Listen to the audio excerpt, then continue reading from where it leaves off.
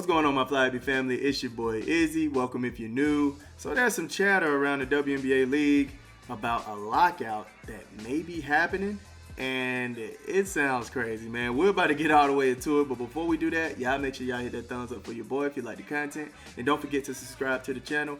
We are trying to hit 15.9 by the end of the day, so if y'all can help me out with that, I highly appreciate it. And don't forget to get in the comment section and let me know what y'all think about this.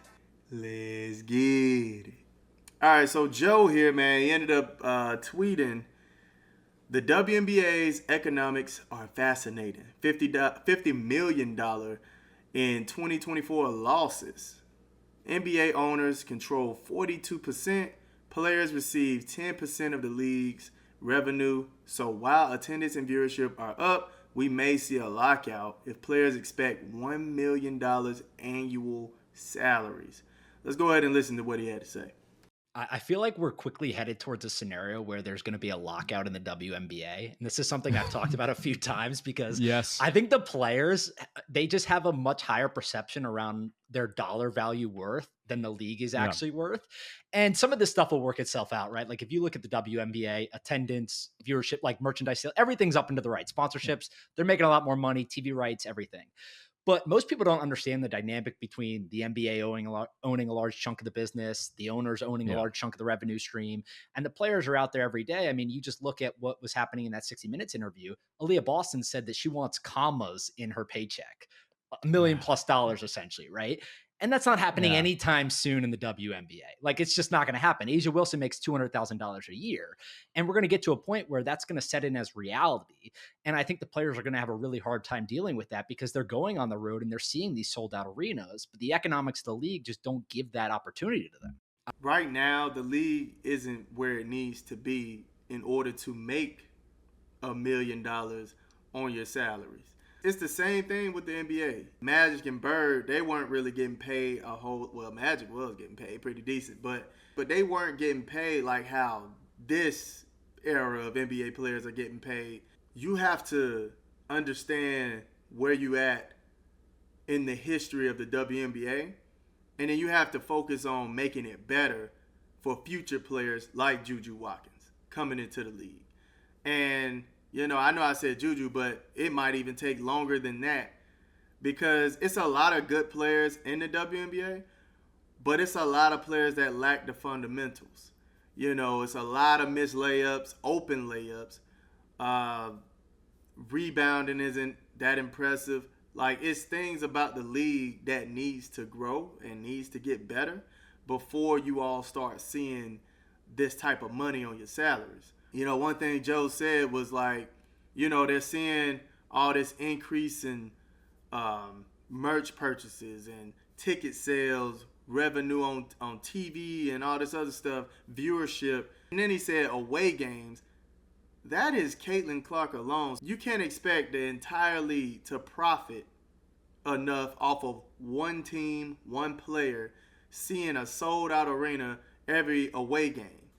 Like, you need that on multiple teams. The home team needs to be able to sell out tickets on their own. I think a lockout at this time, especially with the momentum that the rookies brought in, especially Caitlin Clark, it would be nonsensical to actually have a lockout at this time. This is probably one of the most successful years you done had making revenue. You know, and then you turn around and have a lockout and you lose the attention of a lot of people that you just gained. That will be asinine to do. You know, the only reason you would want to do a lockout is if you're selfish. And we know it's a lot of selfishness in the league. It's a lot of things in the league, nasty things in the league that needs to be corrected. The WNBA hasn't been seeing a profit in a long time. They're saying they want to be paid more money. This has been a thing for a long time, actually. And this what kind of turned me away from the league like 2 to 3 years ago.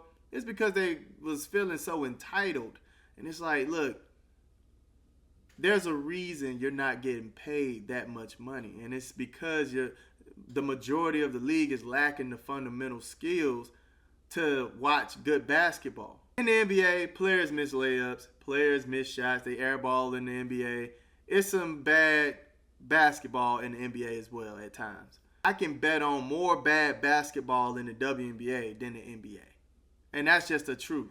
I was watching Connecticut and the Lynx last night, and my wife instantly said, man, this is not an interesting game. I like to watch the sport because I like basketball. The majority of fans, period, in any league, don't necessarily know all the rules about the game or know all the switches and all the positions and the responsibilities of the players.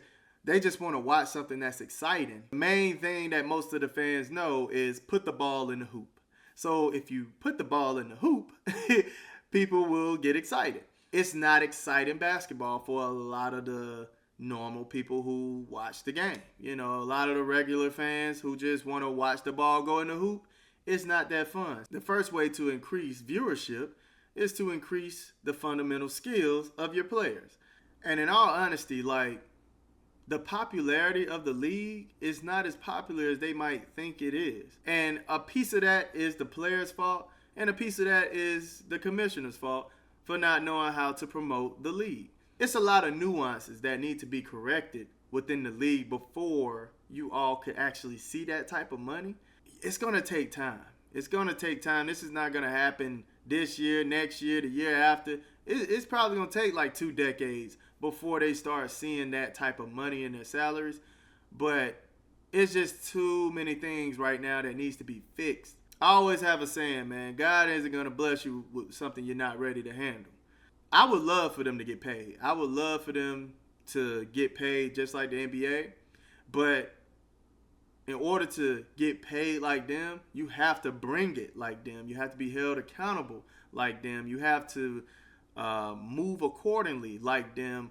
You have to straighten the league up. It's a lot of straightening that the league needs. And yeah, I just don't see that right now. Y'all let me know what y'all think about the lockout. I love y'all. Y'all keep it smooth.